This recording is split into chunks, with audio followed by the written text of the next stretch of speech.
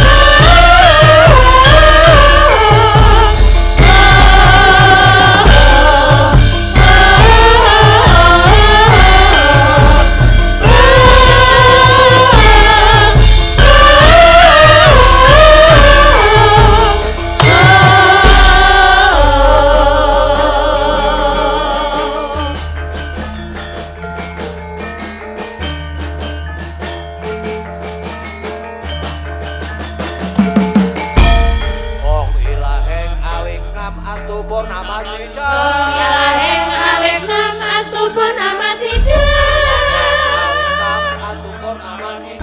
Ilahing awik nam astupun Namasida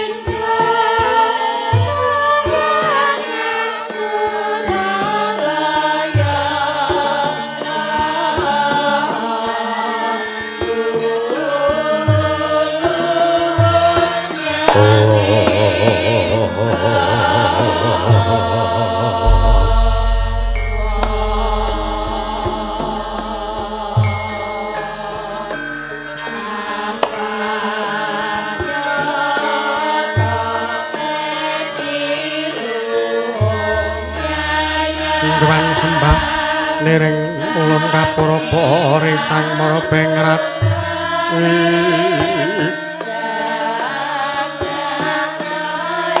maring sahanan ingkang siwing tasih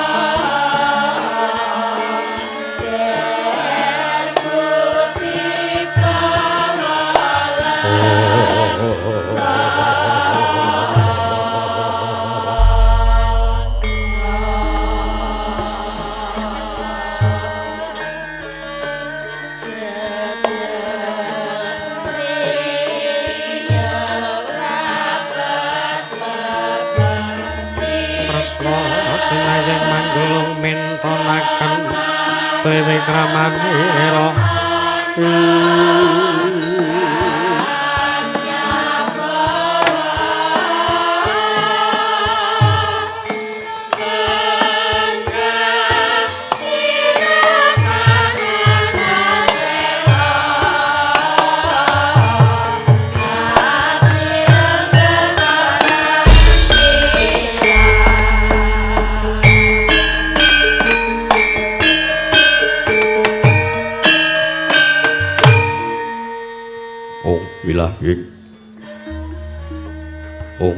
wilahing awik nam astu nama sidam awik nam astu silat mrigiwang jagat karono sirang tondo kawisisane bisana sono sinawung langening wila pesta paksih lestantun lampahing budha jinantur tutur katila tula tulat wirading paradya winursita upama prameng niskara karanta dya tumiying jaman purwa mangya tekap asnaning gupita tan weruh renggeng pralambang matumpa-tumpa marma panggeng panggunggung sang murwa ing kata sekebyar dumadining wayang purwa purwakaning kandha linarik nuntuting basa dongeng kuna ngemu surasa yen linarasa ya karaos mulat sarira angrasa wani wuruhing diri rasa rumangsa angrumangsani lir jalma ngilu kaca jarweh wis rinakup cahing carita kala becik wis gumelar jroning pakliran yaiku sejatine amriksani pagelaran ringgit purwa Surya Candra Darumyang Kartika pinurba kudateng kawasa sahari ratri hangitri bawana purwa teking tuk sina gilir gumanti teman dadi petanganing dina sasi warsi windu kang sarta abad tetungkulan tangkar tumangkar kaya sinirambun kaya jawah pating krembyah dadya padhanging kutu-kutu walang atoga buron wana mbyang buron toya dadya prarangan tanpa wicalan padhang trawange sinaring sang hyang retnawi ingkang arsa merbawani jagat mungguing jagat pitantuk mungup-mungup mungguing kalingan wukir abang merengangah lamun kaing siayahan dilat-dilata bumi saya dangu sumurup sang hyang ngaraka katon sebelah kanan kiri ngabang esmu jenar kaperbawan sinaring sang hyang Basanta tanem tuwuh katon ijo ruyu-ruyu hamangku gunung ingkang biru maya-maya pucuking gunung Kinemulan Gendanu kasiliring Prabancana lenggat lenggut nganti kaya gunung Makutha Mega Tan wetawis dangu soleng kamulot tasih dene luar sangpu ya buka karep Tegal sawahe.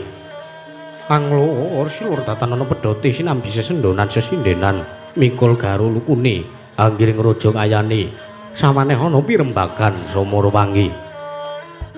Sang Hyang Ngarka wis katon semeblak saya dangu saya inggil katon sinar jagat wis katon melok durung ing kiblat papat lor kidul wetan kulon sinaring jagat kang nyong bunyada rebut ijo rebut kukuwung panandhening kemangke datan wonten ingkang amadani kekuwunging praja ing Darawati ya ing Dwaraka.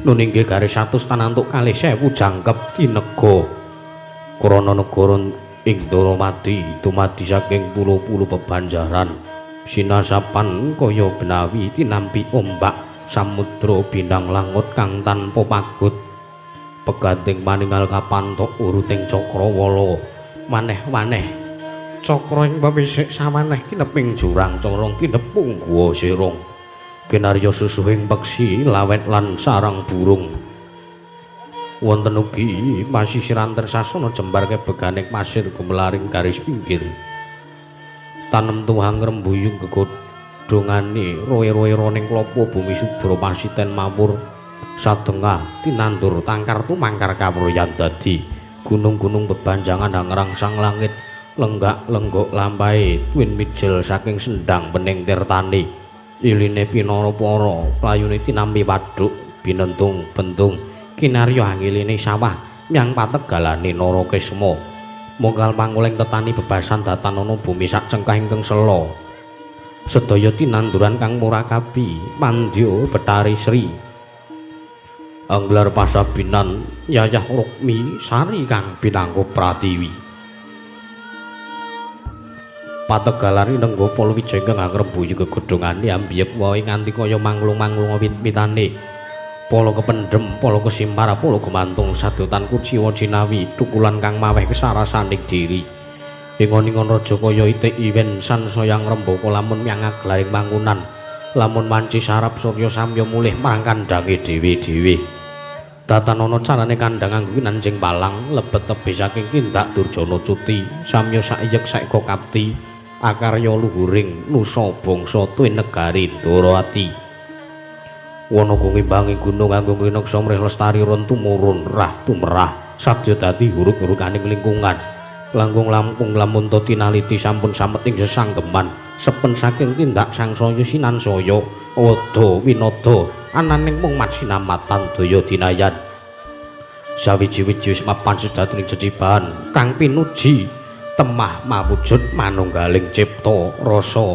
karsa ambabar karya kenging binasake negaring Darawati nalika semana lagi mancik marang jaman cana panjang punjung pasir pawukir loh jinawi gemah ripah karta tata raharja dasar goro kang gedhe obore padang jakate dhuwur kuku seturta adoh kuncarane turta kasusuring manca praja lah sinten to wau ingkang asta pusaraning adil praja negari ing Darawati menangira den ucapna dasa namaning Sang Nata dasa warane 10 nama wus mestani jejuluk Sang Nata Prabu Sri Bathara Kresna nalendra pepakuning bumi ingkang nganggungan jejegaken kautaman risak juga lenggah aning madyaning dampar kencana ora mantra-mantra sipating Ubathara Yayah Sang Hyang Bathara Wisnu Angit Jawantah datan kantun ing Jawi ketingal binayang bayang sangjaning para hapsara hapsari manggung katanggung Jaka paloro-loro ingkang samya ngampil upacaraning keprabon kang wis ketingal pepak handir sagung kang samya semewa Yayah roping samudra ing daratan miwah datan kantun sangjaning para anung-anung tetungguling praja ing Darawati miwah sangjaning para kadang nayaka praja negaring Darawati ananging menika ketingal sowan ngabiyantur marang saning Sang Nata Senopati Darawati Satya Garba Ruci nggih ing Lesanpura ananging risang Raden Harya Setyaki ya Raden Tambak Yuda ya Raden Yuyudana ya Singa Mulanjaya ya Sang Bima Kunthing Satru kandhat ngeyayet nadyanta dedeke datan sepintena nanging anggadhahi kadigdayan ingkang linuwih bebasan pinatah mendak jinala menter sinubak bengkung sinuduk putung turta kasinungan pusaka sekti kang awasta gada wesi kuning digdayane angluwi sakpada-pada ingkang wonten den tebas tartentu ing mangke kapupuing rono madya loga datan kantun bisawanipun pepatih Darawadi satring Widara Kandhang aninggih Sang Rekyana Patih Udawa ya Sang Kresnengkara ing jawekti ngalamber mblabar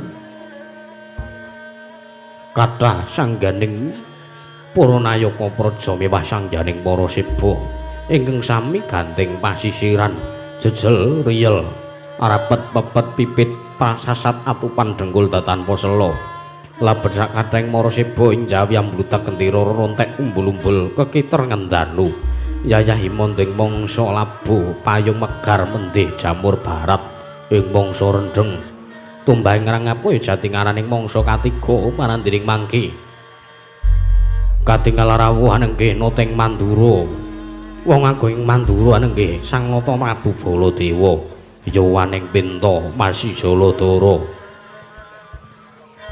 ya Sang Prabu Balarama kocapa ing mangke arimadaning pasewakan tidhem arep sidhem datanana banek walang alisik datanana janma ingkang anyabawa ampung ingkang den tengga ampung sabda tama saking Sang Nata Prabu Sri Bathara Kresna parandening mangke tinggal tidhem jinem permanem madyaning pasewakan negaring Darawati naden kudungan datanana ingkang obah samira datanana mampah kabyar sumung swaraning pratangga miwah pangli ing paranggana sigra amurwani pangandikan dadi kumanggulih wijining pandika Sang Nata Prabu Sri Bathara Kresna ingkang dereng kababaring lisan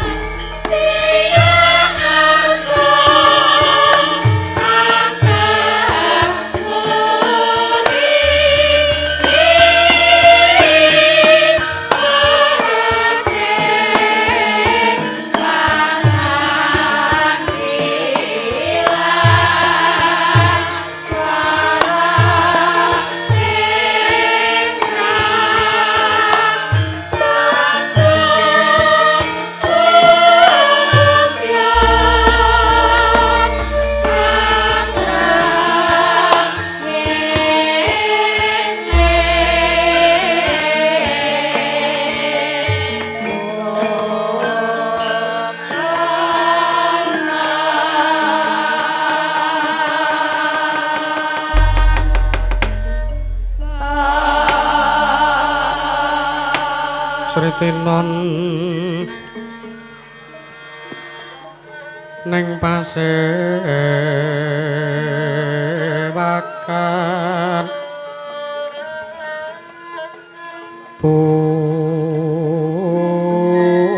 busana maneka warna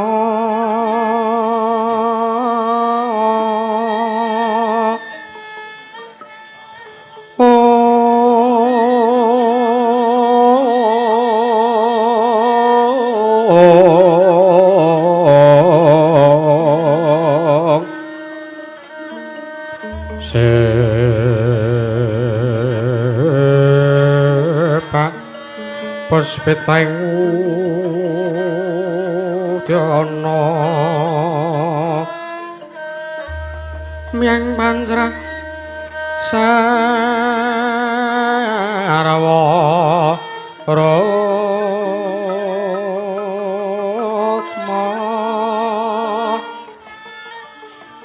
renggeng manik naramata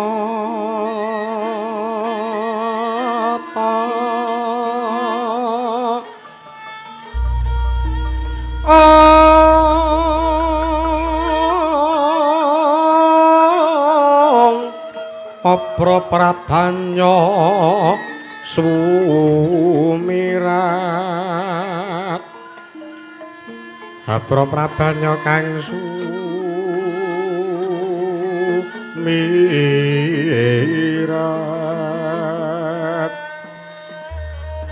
kenyareng kaca laliwaran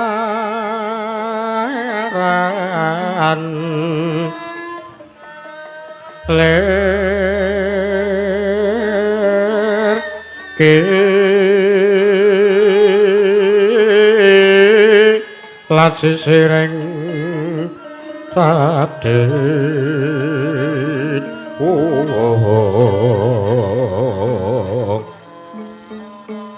wimbo kekandha mrek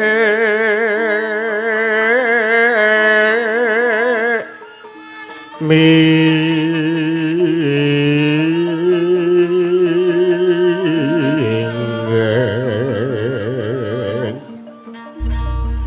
katiyopeng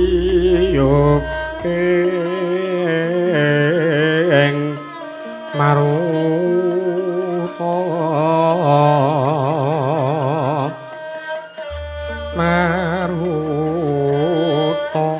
mando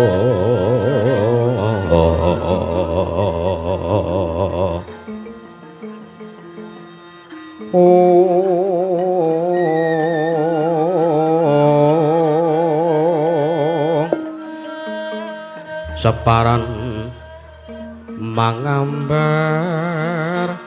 kongas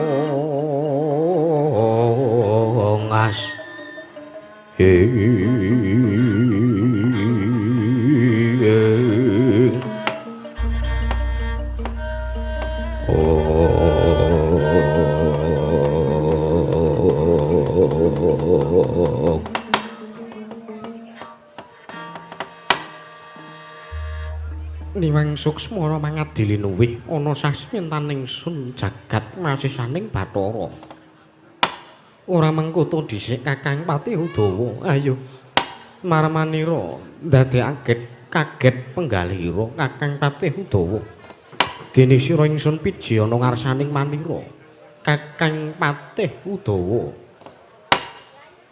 baunuk-unuk iki kawula nampi timbalan paduka Gusti kula Sang Nata Gusti kula ingkang sinuwun Prabu Sri Bathara Kresna ing jawi sanget kewatna sing manah bebasan ron salomba pinanjering alun-alun komite racaruk maras nanging sareng wonten ngarsa paduka Gusti kula ingkang sinuwun tebih saking raos kemarasan sinuwun balun kemareng kula nyadhung dawuh timbalan paduka Gusti kula ingkang sinuwun Prabu Sri Bathara Kresna pengayuman kula ing Madyapada prapting belahan Gusti kula ingkang sinuwun Prabu Sri Bathara Kresna nduk niki nggih kadipananing nggon sira ingsun percaya minangka dadi batal wakil ingsun Pranata-tata rakiting kaparajan negara Ndarawati Maradyagi aturna kelawan panjenenganing sun samendhang aja nganti kengkarempin Kakang Patih Udawa.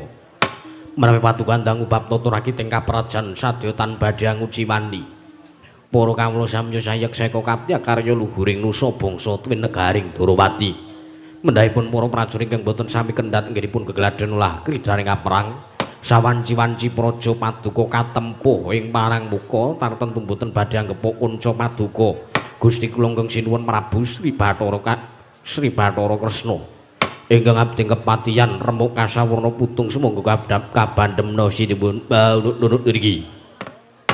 Yo gawe bombong lan marem penggaling sun kang dadi aturira Kakang Patih Udawa ora liwat pakaran ingkang utama tindakna selawase urip lan prayoga nganggonira ngadhep ana ngarsaning sun Kakang Patih Udawa. Mula ingkang paduka dawuhaken badhe kula cangke nggo jimat paribentayana ing kasantosan. Sampun boten kerang prayogi pisawan kula wonten ngersanipun Gusti kula ingkang sinuwun Prabu Sri Bathara Kresna. Nunut niki. Setyaki sak sowanmu padha kanthi raharja ana ngersaning panjenenganing sun.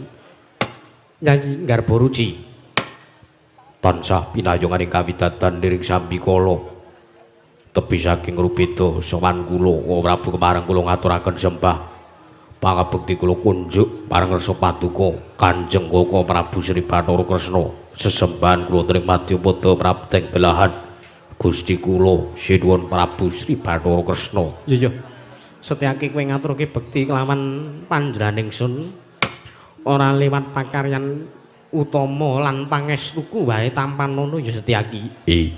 Kula punika jimpat paripe ndayana ing kasantosan. Prayoga munggon mulungguh sampun boten kerang payogi. Nuwun mangke Koko Prabu Balarama.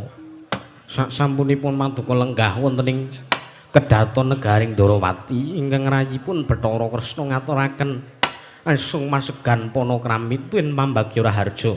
Mugia tansah kunjuk marang ngersa jengandika Kanjeng Koko Prabu Baladewa. Pengayoman kula ing Madyapada mrapting delahan Koko Prabu Balarama. Jagat wasisaning Bathara wayah Bathara jagat Patih Indra Jaladewaku. Yo Yayi Ndrawati. Sekawit pun Kakang nampa kelawan asung pasegan panakrama lan pambagya raharja wis tak tampa karya bombong rosing menggalipun Kakang lan raharja pisawanipun Kakang kersaning Siadi Ndarawati Yayi Prabu Kresna. Ya mung aku ngaturake salam taklimku muga tansah kunjuk ana ngersaning Yayi Prabu Ndarawati. Koko Prabu. Kula tampi karya bombong rosing menggalih mboten langkung kasekecakno ingkang langkung prayogi lenggah jengandika wonten ing praja Ndatulaya negari ing Ndarawati. Kaya wis ora kurang prayoga praptanipun Kakang ana ing negara Ndarawati. Koko Prabu kasinggihan mekaten. Gusti Kresna wonten timbalan. Jroning Ndatulaya Purayagung negara Ndarawati iki sak gendagan iki kok aku ora mangerteni sowane Samba. Iki nang endi? Koko Prabu sak mangke badhe kula rembag dumateng paduka Kanjeng Koko Prabu Balarama sakmenika kula aturi lenggah ingkang langkung sekeca. Kresna kandhanana paringa dawuh sing cetha Samba lunga menyang endi? Koko Prabu ngestakaken dawuh. Koko Prabu nadyan kula ingkang rayi Garbaruci pun Setyaki ngaturaken sembah pangabekti kula kunjuk. Setyaki tak tampa ora lek pangestunipun Kakang ing Mandura tampanana Yayi. Kula punika jimat dipun pragaken anggenipun gah kaya wis ora kurang kepenak. Sinuwun kula ngaturaken sembah bekti kula kunjuk sinuwun Kakang Udawa. Kasinggihan mekaten Kakang Udawa wonten imbalan. Yen to lumrahe kabeh nayaka praja kadang sentana sing ana Ndarawati ngaturake bekti kelawan pun Kakang dak tampa lan dak pangestoni ning sepurane sing gedhe pangapuramu yen to Kakang Udawa ngaturake bekti karo Baladewa sing gedhe pangapuramu ora tak tampa. Waduh sinuwun kula sampun damel kalepatan menapa teka paduka mboten kersa nampi sembah kula aturi anyendhu. Mbok bilih kula badhe dipun pidana kula sagah sinuwun Kakang Udawa wonten imbalan. Ora merga iku men duwe kaluputan kuwi ora. Nanging sababipun menapa? Apa Kakang Udawa ora eling lelabuhane Kakang Udawa karo Baladewa? Baladewa eling kabeh. Rikalane Baladewa isih enom, isih dimong dening Bapa Sagopa lan Ibu Sagupi. Ana ing Widara Kandhang jaman diuyak-uyak karo Kangsa sing nyingetake lan sing gedhe lelabuhane ya mung Kakang Udawa, Bapa Sagopa dene Ibu Sagopi. Lan kabeh kuwi mau ora enteng lan ora gampang nggone ngemong Baladewa, nggone nglabuh Kakrasana jaman semana. Mulane yen to Kakang Udawa sing ngemong karo Baladewa ngaturke bekti karo Baladewa ki ora lumrah. Saru dinulu yen to dirungokke wong akeh. Kemarengipun tur menek dipetung bab yuswa Baladewa kuwi luwih enom tinimbang Kakang Udawa. Mula bakune lan sing lumrah lan wajibe sembahe Baladewa tampanen Kakang Udawa. Aduh sinuwun. Dosa menapa ingkang badhe kula sandhang sartanipun walat menapa ingkang badhe kula tampi teka wantun nampi sembah paduka Kakang Udawa wonten timbalan. Iki minangka wujuding ngabektiku karo Kakang Udawa. Merga rikala semana pancen Kakang Udawa wis nglabuhi karo Baladewa. Aduh sinuwun. Kadidene kejujuran kukir sari kelpaning samudra madu manah kula, kula tampi dawah sami-sami dipun prayogaken anggenipun lenggah. Kaya wis ora kurang prayoga Kakang Udawa. Koko Prabu, piye? Kula nuwun sewu damel kaget. Sotanipun penggalipun manahipun ingkang raying Ndarawati krana dinten sakmenika paduka rawuh wonten ing Datulaya Praja negari Ndarawati mboten maring cecul ing saderengipun menawi alit utusan gandhek sak gembaran agengipun utusan Nayaka Praja saking negari Mandura. Lajeng sakmenika paduka rawuh sengkan-sengkan datan pepoyan aduh Koko Prabu ingkang raying Ndarawati nungsung pawarta wonten wigatos menapa tuwin badhe wonten pirembagan menapa menawi keparang wonten kawedhar ingkang kathah ananging menika menawi wadi tumraping para kadang sentana awi kula dherekaken manjing wonten telenging kedaton apan catur netra kalian ingkang raying Ndarawati Koko Prabu Yai Kresna wonten timbale ngadhawuh. Satemene malah pun Kakang sing kaget bareng pun Kakang tekan kene teka Yayi Prabu paring dawuh kaya mangkono. Liripun kados pundi? Kusita. 3 dina kapungkur pun Kakang iki nampa nawala saka ngresani Yayi Prabu Ndarawati. Pun Kakang nampa nawala saka Yayi Prabu Kresna. Surasaning nawala Yayi Prabu Kresna nimbali sartane mboyongi pisuwanipun Kakang ana ing Sitinggil Binaturata negara Ndarawati. Mbuh kuwi wigatine apa? Baladewa ora ngerti. Mula kang saka kuwi malah aku kaget. Bareng Siadi Yayi Kresna nyuwun sartane nimbali supaya bolotan pun Kakang sowan ana ing negara Ndarawati. Lembasan tekan kene kok aku tok takoni wigatine apa? Gusti aku malah sing kaget Yayi, wigatine apa? Dene Yayi Prabu Kresna nimbali kawan pun Kakang Mandura, Yayi Prabu Kresna anjreng kang puspita arum kasiliring samirana mring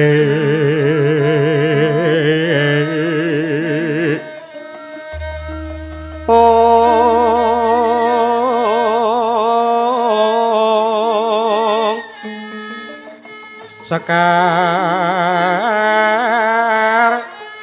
kadung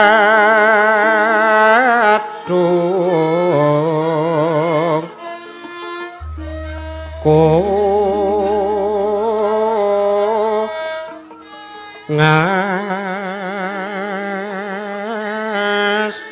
kandanya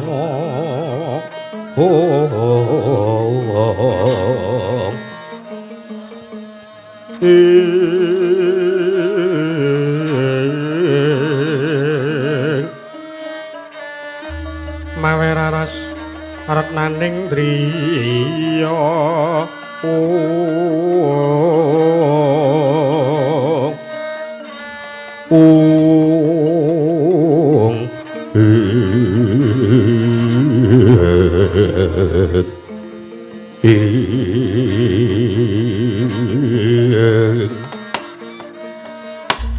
kalepatanipun ingkang raying Ndarawati tadah wadana Kaka Prabu kula nyuwun pangapunten. Dene kula mantun ambayongi dumateng rawuh jengandika Kanjeng Kaka Prabu Baladewa wonten ing Datulaya Praja Negara Ndarawati adya Kaka Prabu. Sak temenipun ing sak mangke namung badhe wonten unek-unek ingkang nedya kula aturaken marang resa jengandika Kanjeng Kaka Prabu Baladewa. Lho, unek-unek apa Yayi? Marata Dyaki. Paringa dawuh marang resanipun Kakang, aja wigih ringa-ringa, aja walang ati, aja ana ingkang mambengi kelawan penggali Siadi. Dyaki. Paringa dawuh sing tetela marang resanipun Kakang ing Pandura Yayi Kresna. Nggih, Kaka Prabu. Sak temenipun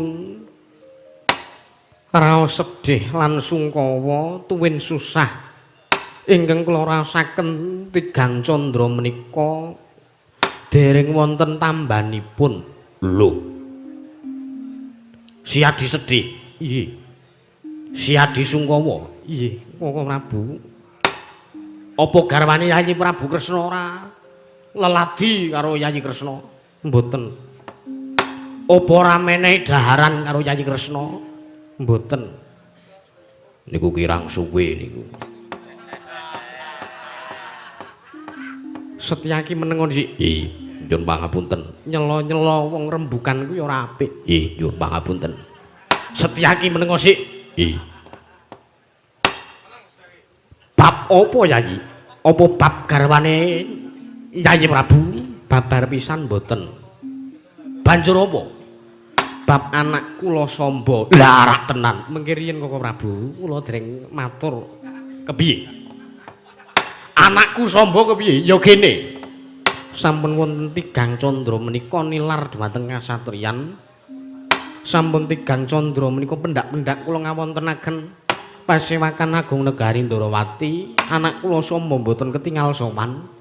Monggo kula sampun pados pinta saraya nimbali dhumateng Brahwana Minases Sewu Sugata Kinarya. Angluwari wonten pundi dunungipun anak kula pun Samba Wisnu Brata. Wondening sakmangke ugi gagar wigardatan antuk karya.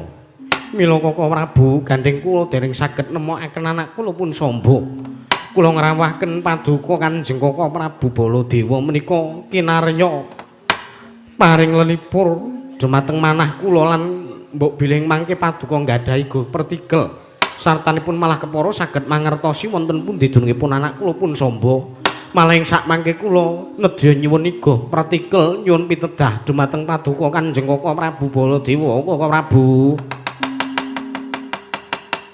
segra-segra yen pramana kanca segra ngrakit nawang sesangka nawang sesangka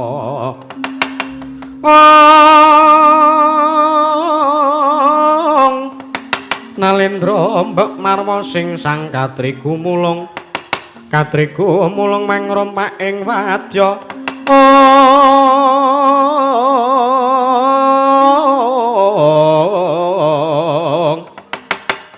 Kurtakara reka kiri Rananggana magawya gelar irawang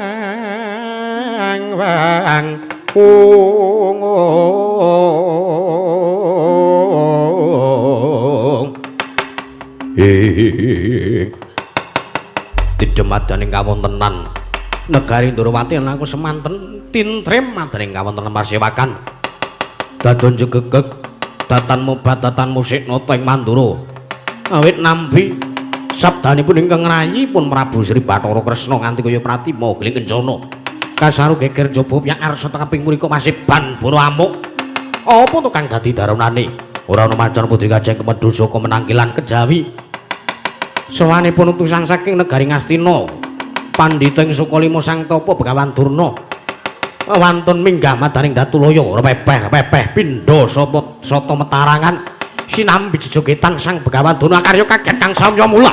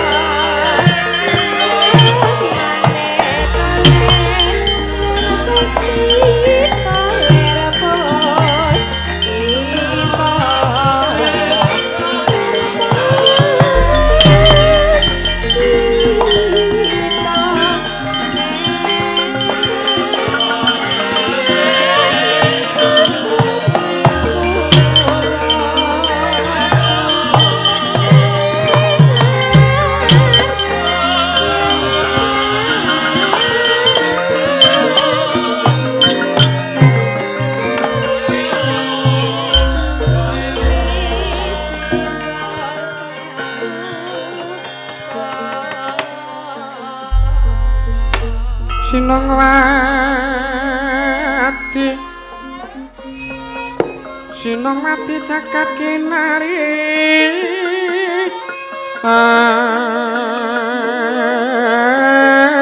among mbak lumembak ombak ing samudra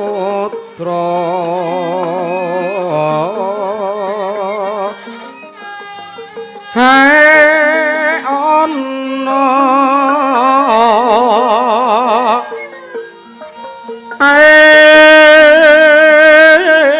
ana bale lumut hambreganggang awita dedenjeng-denjengan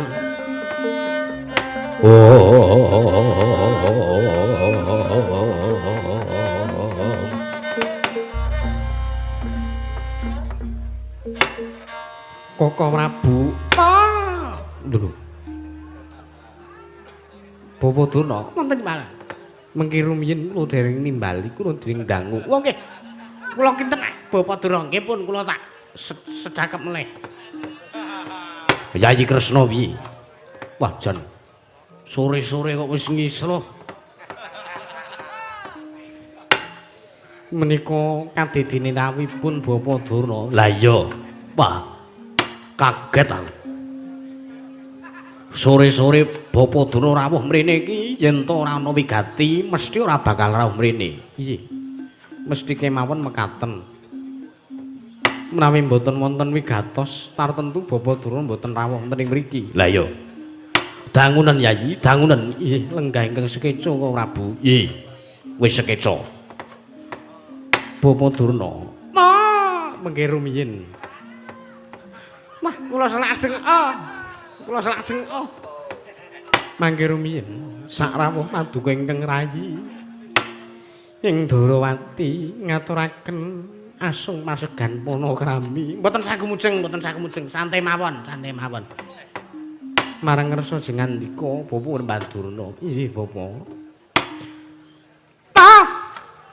Kandang blugedhuk manyar-manyar sama rantik, sama lole. Kamanekang kula keprit kantil bunuting selikur. Kula ninggih anak Prabu, Sri. Kapan kowe bali? Wah edan. kene ora pendhita sak giret.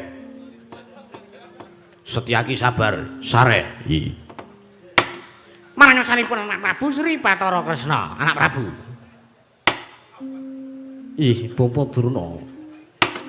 Kula mawantu-wantu salam taklim saking Jengandika. Oh nggih, kula ngaturaken salam taklim. Marang Rasa Jengandika, anak Prabu Sri Bathara Kresna. Kula tampi karya bombong raos sing penggalih mboten langkung kacekecak ingkang langkung prayogi. Oh nggih, pun kepenak. Bapak Durna sarawuh Jengandika mugi tansah wilujeng. Oh, lho. Anak Prabu Baladewa. Kala dateng mriki sekawit kula sowan marang ngersanipun Yayi Prabu Kresna kula dipun timbali. Oh nggih. Pun mboten sangketak-ketak, pun kula tratapan. Nggih. Kula tampi. Napanipun? Anu Pambagya Harja. Pun skecaken anggenipun lenggah. Sampun kirang prayogi yen anak Prabu. Ayo iki sapa urutane iki ora? Penemban sarawuh Jengandika kula ngaturaken sembah. Udawa. Ya Udawa tak tampa mestu tampanane ya Udawa. Kula pundi jimat. Mboten langkung prayogaken anggenipun lenggah. Ya, wis ora kurang kepenak. Kok ayana sing rung komplit ya iki. Setyaki, mboten dawuh. Mbageke karo Durna. Ora sudi. Setyaki, mboten dawuh. Mbagekno karo Rawi Bapa Durna. Mboten purun. Lho. Siadi ki nayaka Praja Ndarawati yen ta ana dayah ana tamu agung kuwi wajibe dibageke. Sak gendakan hukum mboten. Lho. Kula ora sudi. Mbageke karo Durna penak sakarepe ora penak yo piye carane penak. Kowe iki kok senengamu kaya ngono kuwi lho. Mboten kula Prabu. Pun kula tak meneng mawon. Oh, Setyaki kowe aja sia-sia karo aku. Aku ngene-ngeneke pendhita lho Setyaki, kondang nyamar-nyamar. Kondang manyar-manyar, kok kowe ora ngabekti karo aku? Sembahku tampanen. Lho. Apa ana lumrah wong enom ngaturake bekti karo wong tuwa kok ngoko ben. Setyaki ora kaya ngono kuwi lho, iki pendhita lho Setyaki iki dedeke Brahmana. Arep titele Brahmana kuwi ora purus. Kuwi dasare sengit. Ora kaya ngono kuwi. Setyaki, mboten dawuh. Aja kaya ngono kuwi karo Bapa Durna. Tatuwa kaya ngapa, lara ati kaya ngapa kowe dhisik tau digawe karo Bapa Durna. Kowe ora oleh duweni rasa sengit karo Bapa Durna. Kowe ora oleh duweni rasa dendam karo Bapa Durna. Ora kena.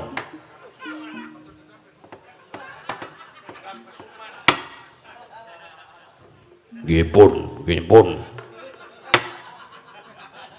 Begawan Durna kula ngaturaken sembah. Tak tampa pangestuku tampanana. Weh ngono kapan-kapan tak jubuke. Lho.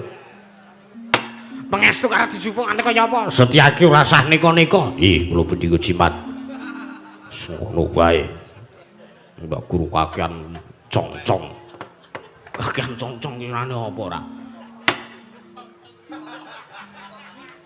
Anak Prabu, wonten dawuh. Wonten pundi putu kula pun samba? Sampun tigang candra nilar dhumateng kesatriyan. Lho. Wayah kula pun samba nilar dhumateng kesatriyan. Nggih kasinggihan mekaten. Menawi mekaten sami kalih putu kula garwa nganti persasat pepes bayu kang tapis. Manahipun anak Prabu Duryudana awit samangke ugi sampun wonten tigang candra menika. Putu kula pun Lesmana Mandra Kumara menika loncat saking kesatriyan ugi. Wigatosipun wigatos sing niki mboten saya sampe adangu wigatos kula teng mriki kula niku ajeng nyuwun saran.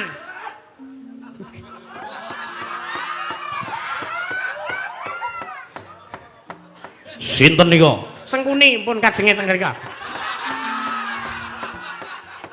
Wau mon kula jatah rokok. Samsu. Pipane sak lengen bayi nika. Wah wong tuwa ngleleng rasa macana.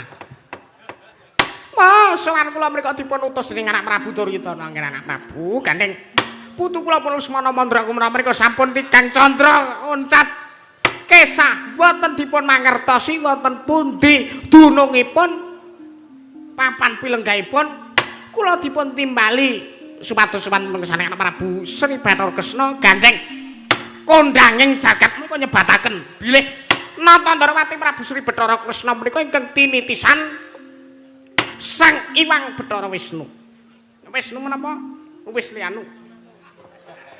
Wisnu menika dewaning katentreman, dewaning kabagyan.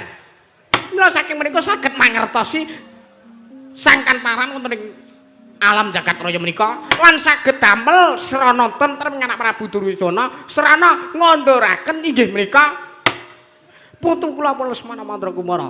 Mula kere malih-malih menapa wigatos kula sowan pun kesanipun anak Prabu Kresna. Badhe nyuwun tulung ningalana kaca paesan wonten pundi dunungipun putu kula pun Lesmana Mandra Kumara. Pun niku wigatos kula.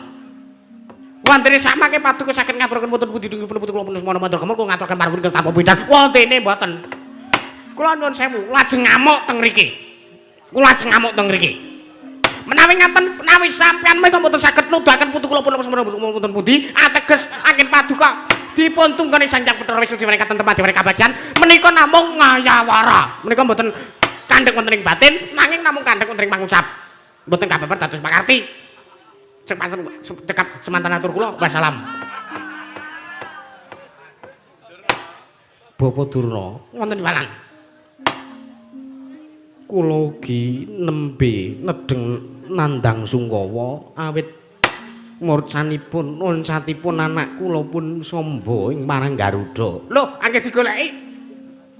Napa dereng menghubungi tim SAR sekitar? Relawan. Mboten, Bapak Durna. Kula ugi sampun Tigang Candra kecalan anak kula pun Samba.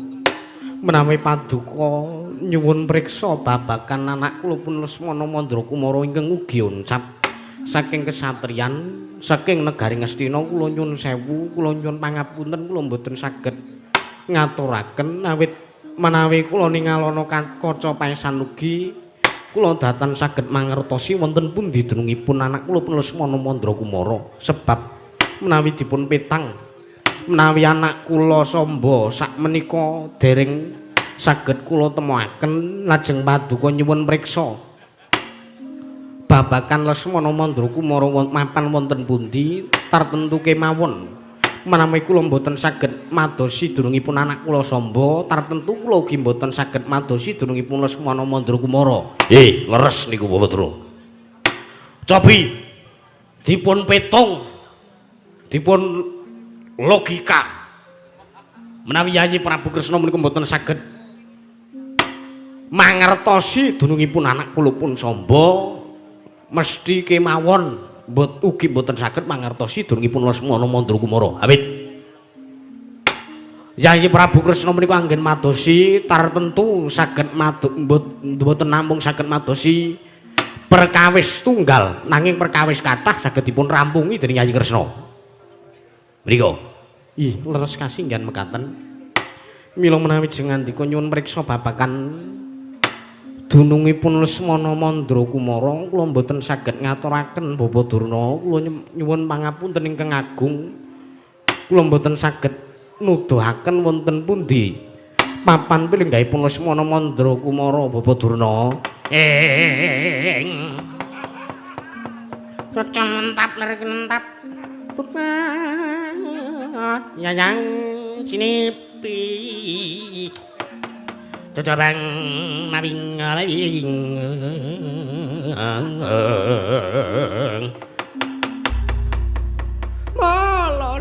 lole kamtong plekuduk manyar-manyar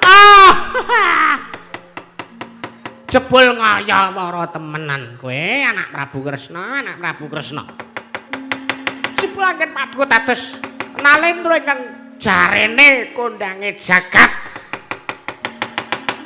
titising Sang Hyang Bathara Wisnu nyata menika namung ngayawara namung kandhek wonten ing pangucap mboten kababar dados pakarti. Anak Prabu kula sampun matur wonten ing ngajeng wau kula sampun matur. Bilih paduka mboten saged ngaturaken putu kula pun Lesmana kula badhe ngamuk teng mriki. Darawati ajeng kula damel Karangabang ning atos paduka mboten saged paring dawuh lan caos priksa. Paring priksa wonten pundi dunungipun putu kula pun Lesmana Mandrakumara. Mila saking menika kula sampun siap sawega Kurawa 100 badhe ngebyuki batang sayuta. Mila saking menika Nyai anak Prabu Darawati kula aturi jaga jagang sing jero beteng sing kandel Darawati kula damel Karangabang ya.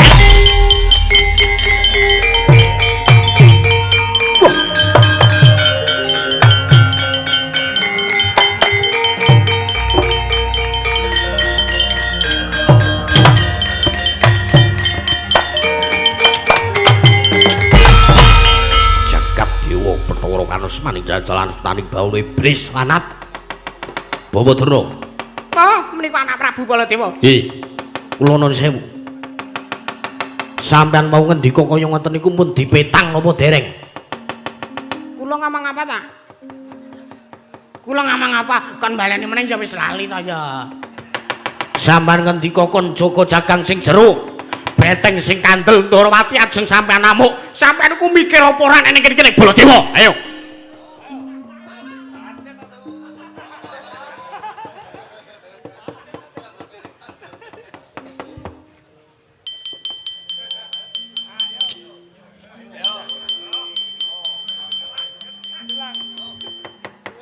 Kula mboten amang-amang napa-napa niku. Sampeyan mboten emut. Sampeyan ngancem. Sampeyan macaken Yayi Prabu Kresna nek Yayi Prabu Kresna ora iso ngaturke wonten pundi dunungipun Lesmana Mandrakumara Darawati ajeng sampeyan amuk. Ora iki ngoten lho. Ngono apa ora? Nggih. Kula nyuwun ngapunten. Nyatanipun kula menika namung nyatakaken nek pancen anak Prabu Kresna menika estu nyata titising Sang Hyang Bathara Wisnu tartentu saged mangertosi wonten pundi dunungipun putu kula pun Lesmana Mandrakumara. Wantene sakmangke mboten saged sareng kula kula luruk teng mriki mboten saged ngaturaken kula nyuwun pangapunten paripaksa kula mboten pitados menawi anak Prabu Kresna menika titising Sang Hyang Bathara Wisnu. Ngaten kemawon kok keren. Kula mboten ajeng paring atur kata-kata. Ning sampeyan sing ngamuk, mboten pun kula tak pados rokok mawon. Ayo. Arep nyati. Ora Setyaki. Arep nyati, lungguh. Setyaki aja kaya ngono, kok Prabu meneng. Lho. Aku ki ratu tok kon meneng. Nyuwun pangapunten. Babadara. Pripun? Lenggah. Sampeyan kedahe mangertosi. Sampeyan iki nang Ngastina pujangga. Sampeyan ki ning Ngastina ki sing dituwake, kudune sampeyan ki ngerteni. Jare Pendhita Kondang Monyor-monyor ming bab goleki Lesmana jajal prewangane sampeyan iku mangkongkon. Mangkongkon goleki Lesmana enten pundi? Jajal ning ngendi? Setyaki meneng. Lho. Tamani senjata. Nyuwun papunten. Ora malang kerik. Gatel kok. Pripun? Kula menawi dipun dawuhi rikala semanten kula mboten dipun dawuhi ngupati wonten pundi dunungipun Lesmana. Kula ugi mboten tandang karya. Kedahipun panjenengan menika mangertosi panjenengan menika tanggap sasmita. Ana putune lunga ora digoleki. Ana putune lunga ora digoleki. Sampeyan pendhita sing kepiye? Ayo. Wah, kula nyuwun pangapunten nyatanipun kula dipun timbali sartanipun dipun dawuhi supados wan mereksani Yayi anak Prabu Kresna. Kudune sampeyan ki ngerteni.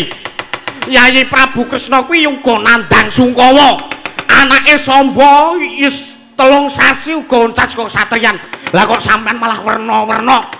Wis ngerti ora iso ngaturke, sampeyan malah meksa. Kuwi malah meksa. Meksawa. Ayo, sampeyan muni ya. Ayo, meksawa. Sampeyan mang muni Yayi Kresna ora iso nuduh Lesmana, sampeyan nguyak wae. Ayo mulya.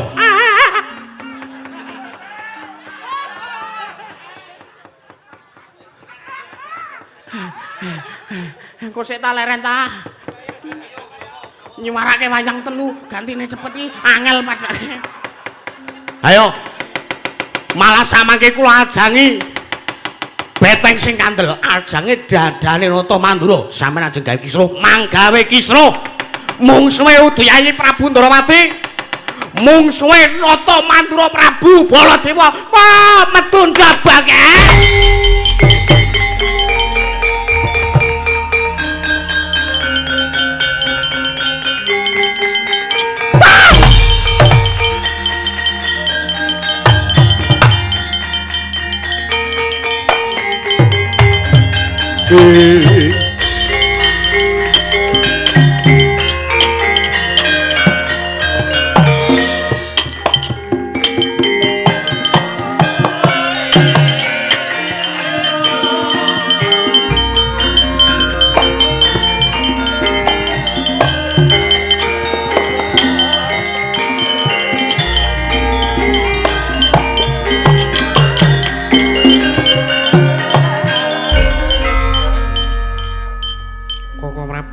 piye kula nuwun sewu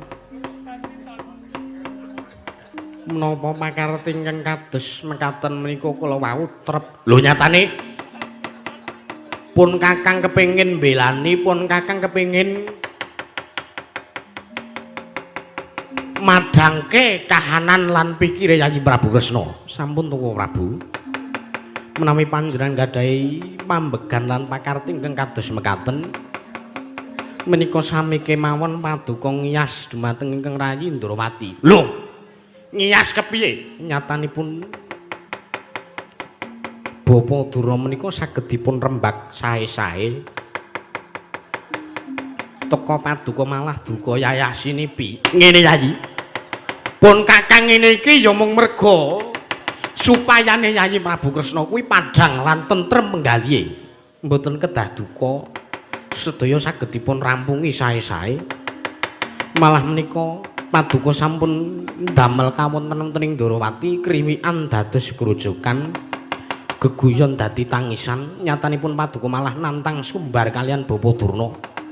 Mesti kewala wonten sak njawining kraton negaring Ndarawati Bapa Durna sampun nyawisaken Kurawa 100 sampun dipun kepiyakaken. Menika menawi sak mangke ngantos ngembet dumateng karaharjanipun para kawula ingkang boten mangertosi kenthang kimpuling lelakon kenthang kimpuling jring Setyaki menenga wis nengane bakul dolanan barang digawa ayo meneng wah edan njur pun kakang kudu kepiye malah kula mboten sarujuk bilih paduka duka kalian Bapa Durna njur karepe Syadi jagung bakarane tanggung perkarane kula mboten badhe tumut-tumut perkawis menika. Kula namung badhe engko padi wonten pundi kula mboten badhe meli mriku sinten? Melu meli mriku sinten? Melu-melu. Ilate keteko. Dipun permak cengelmu kuwi. Dipun permak cengelmu kuwi. Lho. Setyaki ora sah melu-melu. Nek kowe melu-melu kowe ora tak dadekke senopati. Kajengipun. Wong nyatanipun kula wau kajengipun. Wong nyatanipun kula wau sampun. Pangkaryanmu kondur kedaton. Kula pidhalaken sakiring para seba. Wis, Yayi Prabu njaluk pamit. Bakal tak undurke aku saguh ngundurke Kurawa 100 kok Prabu ngantos 100 kok Prabu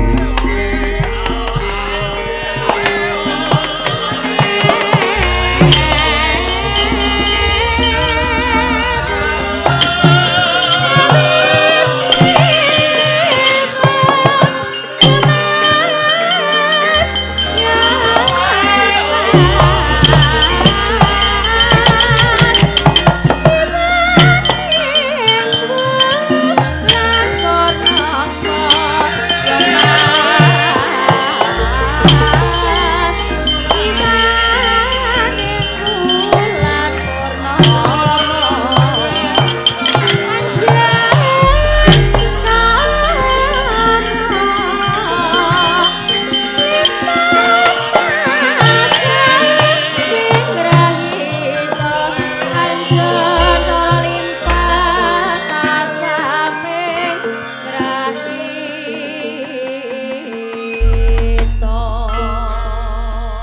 Setyaki mboten timbalan. Jaga kahanan Ndarawati. Malah kepara undurna Kurawa ning pawelingku. Aja ngasi mengko yenta Kaka Prabu Baladewa.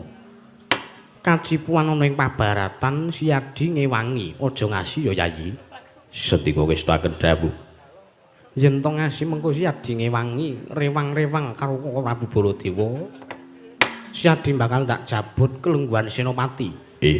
Mboten dados menapa. Sedaya perkawis menawi kedah dipun ikhlasaken jabatan kula.